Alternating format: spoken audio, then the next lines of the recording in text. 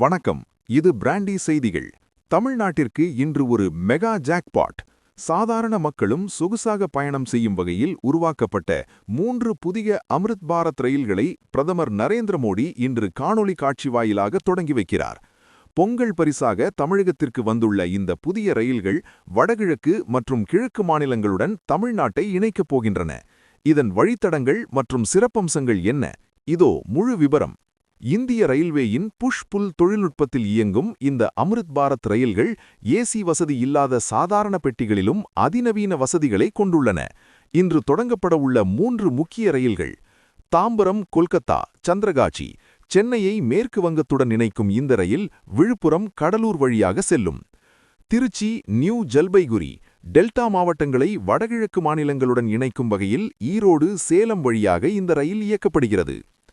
Nagercoil new Jalpaiguri. தென் தமிழகத்திலிருந்து நேரடியாக மேற்கு வங்கத்திற்கு செல்லும் வகையில் மதுரை திருச்சி வழியாக இந்த ரயில் பாய உள்ளது.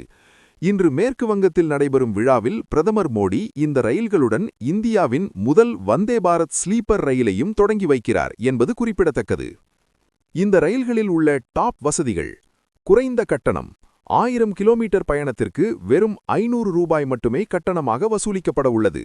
நவீன வசதிகள். ஒவ்வொரு இருக்கைக்கும் சார்ஜிங் பாயிண்ட், மொபைல் ஹோல்டர்கள், மென்மையான படுக்கைகள் மற்றும் மடிக்கக்கூடிய உணவு மேசைகள் உள்ளன. வேகம் மற்றும் பாதுகாப்பு. மணிக்கு 130 கிலோமீட்டர் வேகத்தில் செல்லும் திறன் கொண்டது. பயோ வாக்யூம் கழிவறைகள் மற்றும் சிசிடிவி கேமராக்கள் பொருத்தப்பட்டுள்ளன.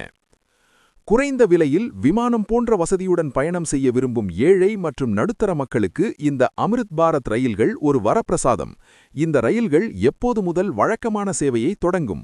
டிக்கெட் முன்பதிவு எப்போது? தொடர்ந்து இணைந்திருங்கள். இது பிராண்டி செய்திகளுக்காக உங்கள் பிராண்டி யஷ்.